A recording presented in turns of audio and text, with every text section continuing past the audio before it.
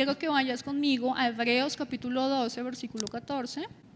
Esfuércense por vivir en paz con todos y procuren llevar una vida santa, porque los que no son santos no verán al Señor.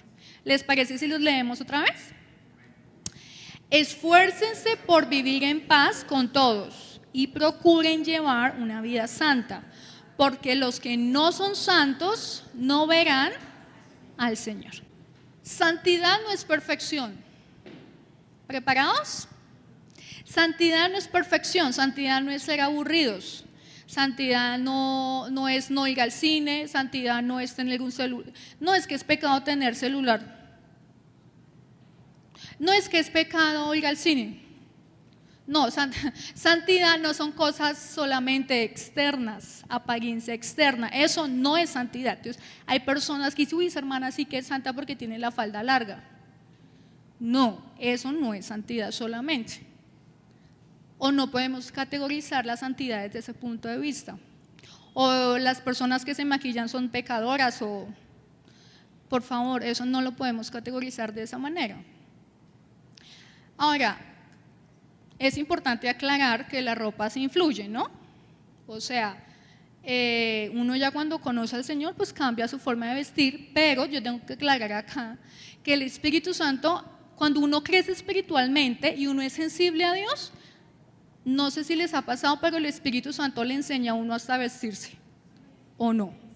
Entonces, la santidad no tiene que ver nada con la ropa, ni con el maquillaje. Y si usted tiene su reloj de oro y todo lo de oro, tráigaselo, hermana, que eso no es pecado. Bueno, eso no es pecado porque esa no es la santidad. ¿Listo? ¿De acuerdo? Bueno, mientras que estemos en este mundo, quiero contarles tristemente que no vamos a ser santos completamente. Mientras que estemos en este mundo, no va a pasar que tú y yo vamos a ser 100% santos. El propósito de Dios, bueno, por eso la palabra del Señor dice esfuércense, Hebreos 12:14, esfuércense por procurar la santidad, porque mientras estemos en este mundo no vamos a ser 100% santos. Esfuércense por seguir la santidad. Eso quiero dejarlo, que no se les olvide, ojalá y lo puedan anotar. El propósito de Dios no es cambiar cosas externas solamente, el propósito de Dios es transformar el corazón. Entonces te lo explico de esta manera. Si tú piensas que andar con las faldas largas o no maquillarte es pecado ponerte, no sé, un collarcito de oro porque te han dicho que es pecado, pues la verdad es que Dios no vino a que te pusieras faldas y no te pusieras pantalón. Dios vino a transformar nuestro corazón. ¿Qué pasa si Dios nos empieza a decir, póngase solo las faldas largas, sin cambiarnos el corazón? ¿Qué creen ustedes que va a pasar?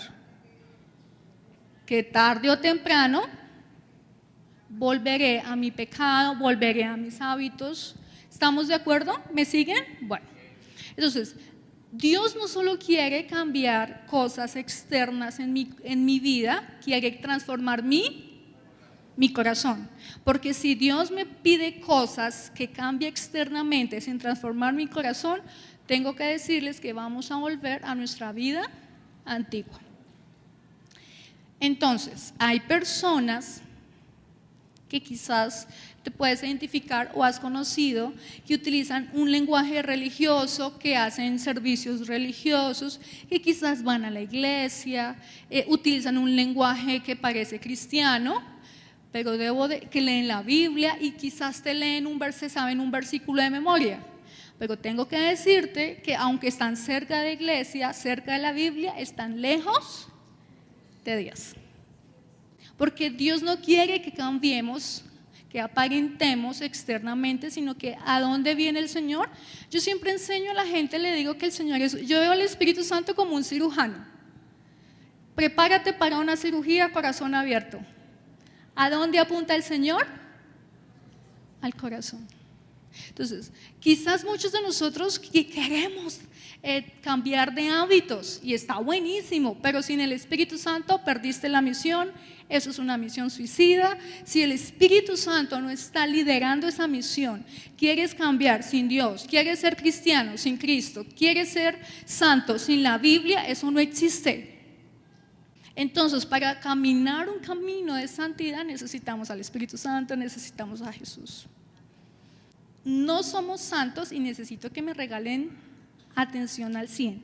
No somos santos por las buenas obras que hemos acumulado. No somos santos por las buenas obras que acumulamos, sino por la perfecta obra de Jesús en la cruz. ¿Estamos de acuerdo? No somos santos por las buenas obras que acumulamos. Somos santos por la obra perfecta de Cristo en la cruz. Porque ya hemos sido santificados es que hacemos buenas obras. ¿Estamos de acuerdo?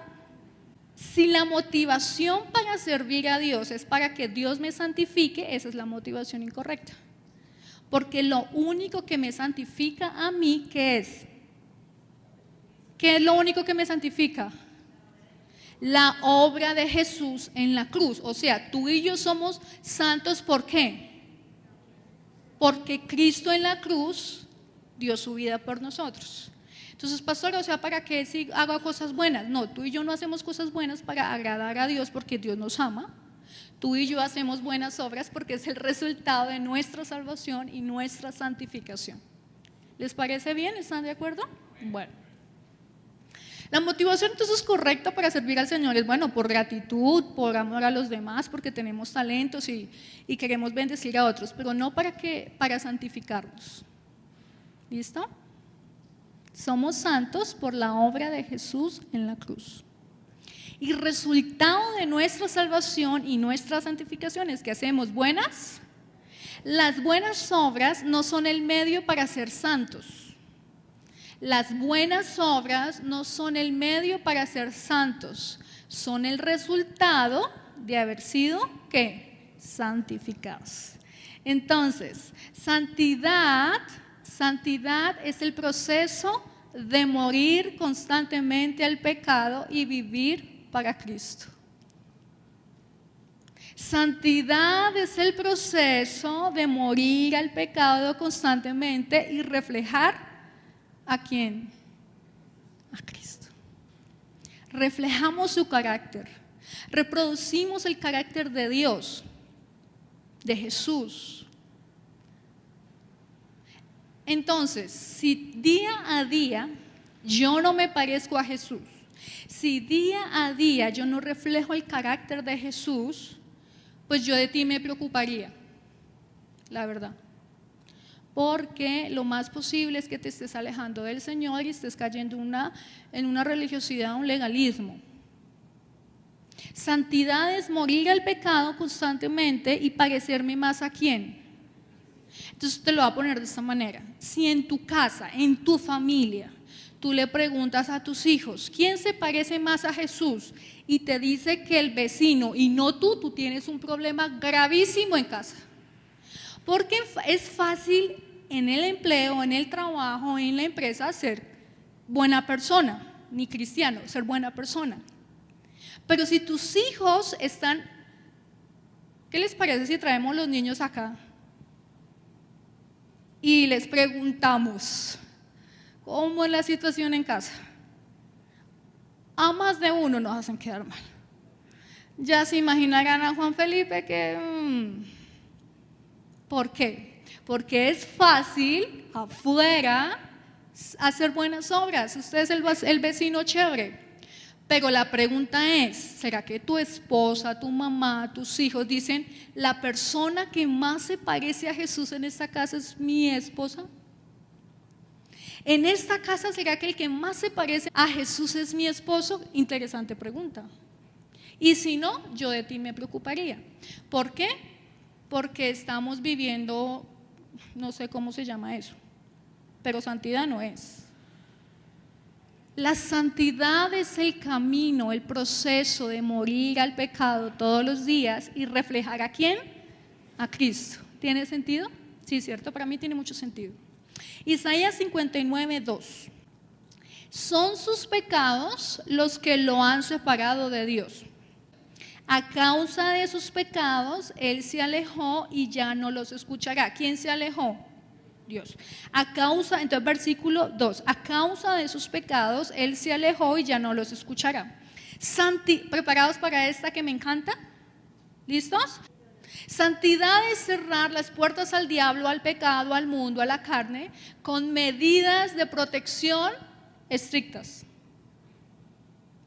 O hacemos morir el pecado en nosotros, o el pecado te hace morir a ti.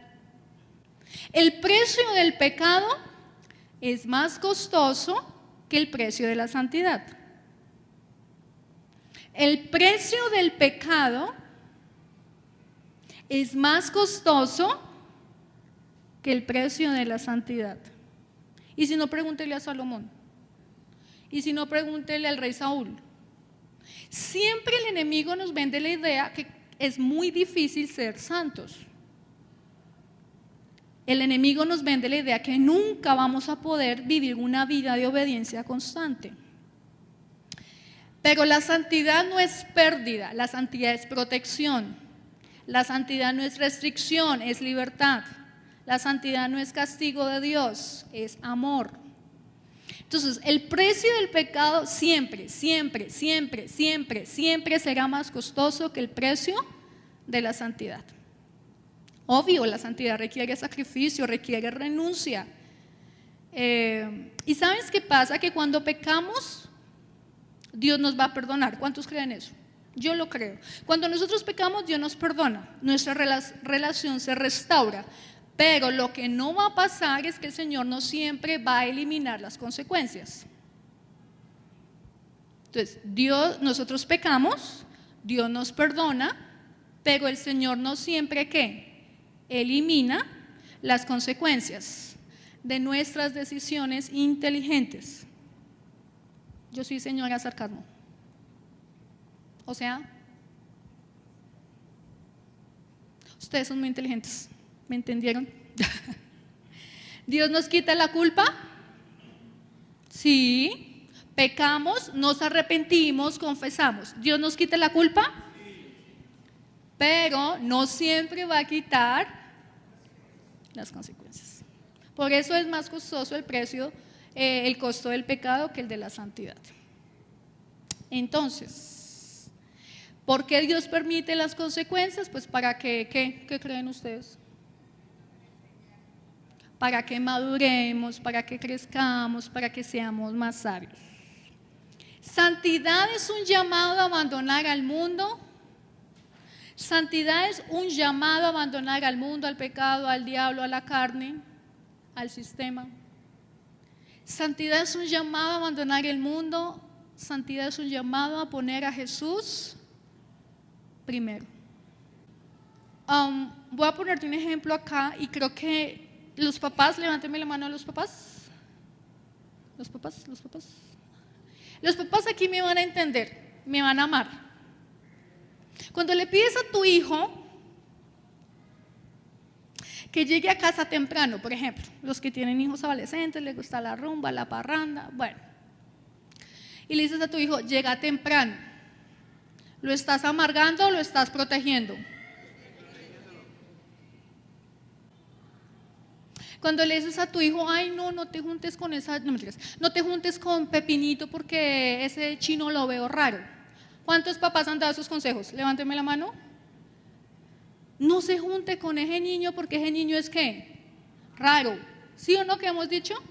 ¿Lo estás amargando o lo estás protegiendo? Creo que ya me están cogiendo ¿sí o no?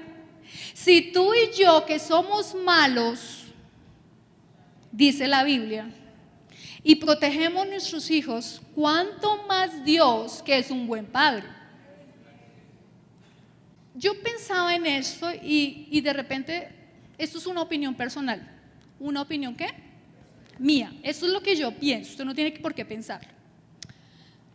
Pero a mí me parece muy doble moral, hipócrita de parte de nosotros, o sea, en mi caso, exigirle y enojarme con uno de mis hijos porque no obedecen, cuando el Señor lleva como 1500 años dándome una instrucción para que yo la ejecute, para que yo la obedezca.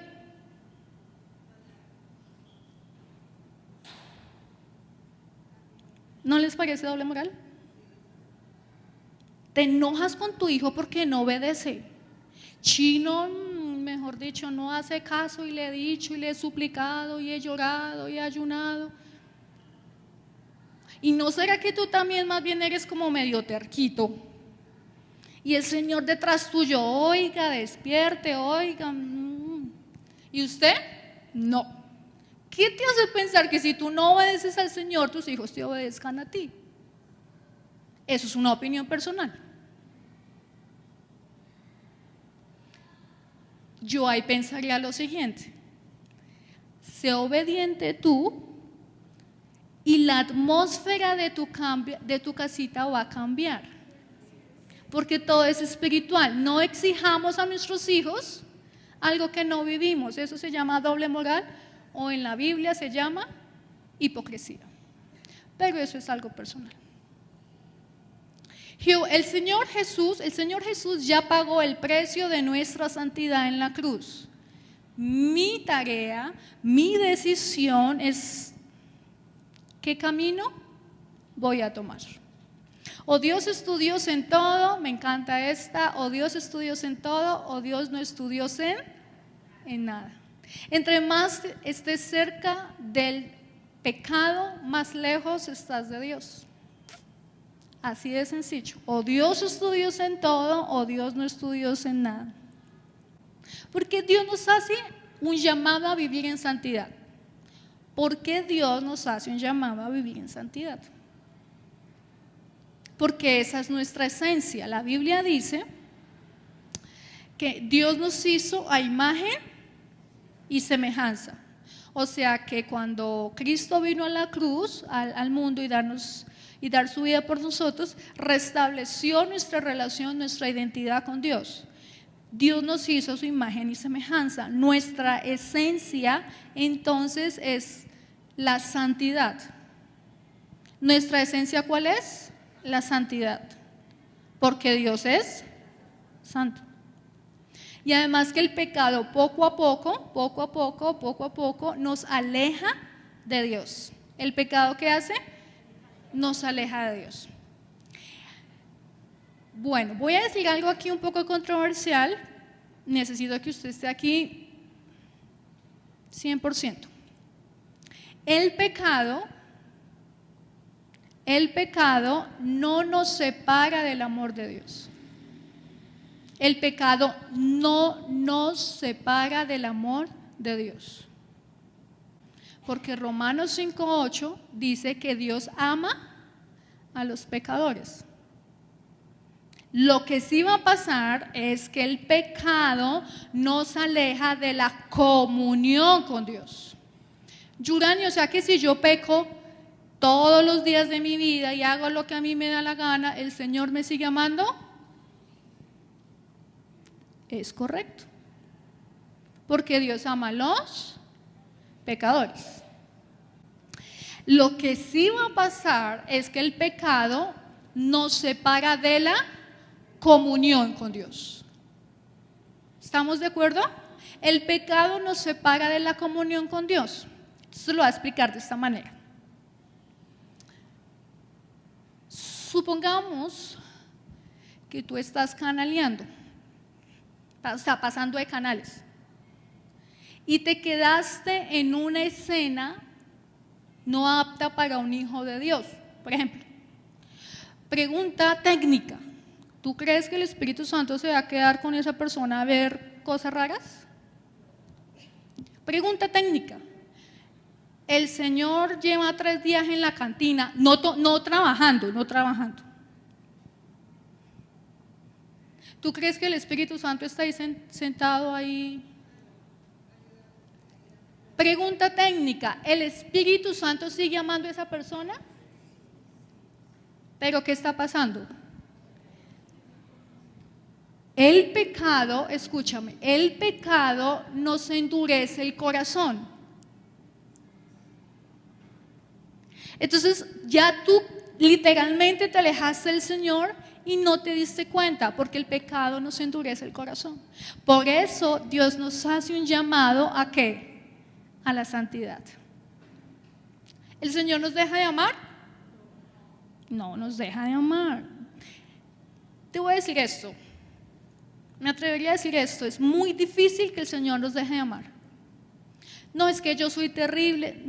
Sí, puede que sí hayamos sido terribles, pero la verdad es que yo sí pienso que Dios nunca nos deja de amar. Entonces, ¿el Señor nos está amargando la vida o nos está protegiendo? La santidad entonces es restricción y es que pereza el Señor si es fastidioso, si es intenso. No.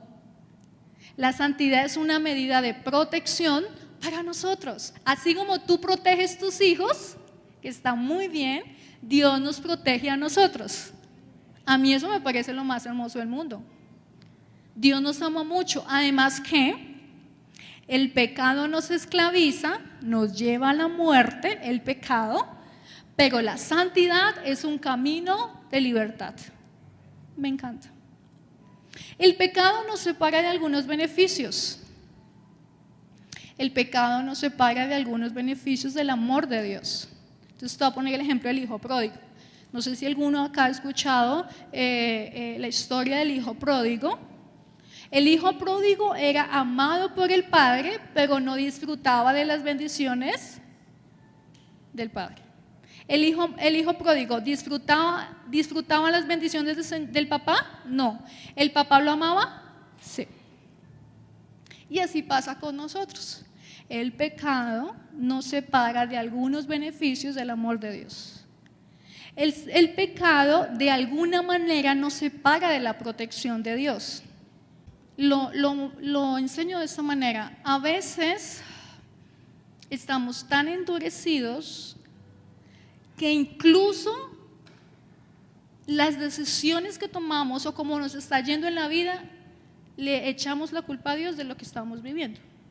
Cuando son nuestras malas decisiones y cuando son nuestros pecados, incluso vamos a culpar a Dios de las decisiones que hemos tomado, porque eso hace el pecado, endurece nuestro corazón. Yurani, ¿cómo puedo entonces? ¿Qué hago? Me da pena con Dios porque ya me ha hablado, me ha dicho y yo no puedo, no. Esta situación no he podido salir de ahí. Pues creo que es tan fácil realmente porque Dios nos hace las cosas muy fáciles. Yurani, ¿qué hago? Por favor, ayúdeme, ¿qué hago? No, pues siéntese con Dios, hable. ¿Qué más? Escondernos de Dios no lo podemos hacer. Escúchame y anota esto. Cuando tú escondes tus debilidades, le estás dando lugar al enemigo. Las debilidades no se esconden, se exponen. Las debilidades no se esconden, se exponen. Pero aquí hago un paréntesis. Si tú vas a contar algo, no vayas a buscar a doña María, la de vecina chismosa, porque yo le digo que no, en 3 segundos ya eso está en WhatsApp y no va a contar nada. Va a buscar una persona que tenga temor de Dios, que sea madura en la fe y va a decirle, mire, estoy pasando por esto, me está costando esto, no tiene que entrar en detalles, pero sí lo puede exponer, porque si usted lo sigue escondiendo, no, el enemigo ahí lo va a tener otros 15 años. No, las debilidades no se esconden, se exponen. Y entonces usted en esa conversación con Dios, bueno, Señor, tú ya sabes todo lo que ha pasado, y hablan y conversan, Señor, yo te pido perdón, yo confieso que no, ¿cómo te digo? Y usted habla. Hable con Dios normal, no hable. Y el Espíritu Santo, ¿qué hace? Traer libertad. Esa es la tarea del Espíritu Santo. ¿Qué hace el Espíritu Santo? Traer libertad, porque yo tengo que darte una noticia, nosotros solitos no vamos a poder. El Espíritu Santo es quien nos va a dar la fuerza y el poder para salir adelante. Mi invitación para ti en esta mañana es: acércate al Señor. Tal vez hay personas que dicen, no, yo soy más santa que la Virgen María. No, yo soy más santa que Job y que Abraham y que todos juntos. La verdad es que si yo me siento holgar, yo no tengo ningún pecadito por qué pedir perdón. No, yo soy Juan Pablo II y tercero y cuarto. Y entonces yo ahí digo, ay no hermanito, usted pobrecito, me preocupa. En realidad me preocupa. Cuando tú y yo pensamos que no tenemos por qué arrepentirnos, me preocupa. ¿Por qué me preocupa? Porque el enemigo te está engañando. Entonces, tú y yo tenemos un estilo de vida que nosotros creemos que está bien, que hemos normalizado y al Señor no le agrada. El problema es que tú no eres consciente, eso es lo que me preocupa. Que tú y yo no somos conscientes de que estamos haciendo mal, pero tú y yo pensamos que estamos haciendo. Ahí es donde viene el Espíritu Santo que todo lo sabe. Señor, puedes saber por dos razones, no puedes saber por una razón, porque no sabes, ignorancia, Señor, no sé que esto está mal, estoy siendo engañado. Entonces es donde viene el Espíritu Santo y empezamos a hablar con el Espíritu Santo. Espíritu Santo, saca a la luz esto que estoy haciendo mal. Ay, Dios mío. Y cuando uno hace eso, el Espíritu Santo sí le saca a uno los, ¿cómo es que decimos? Porque tú y yo pensamos que nosotros somos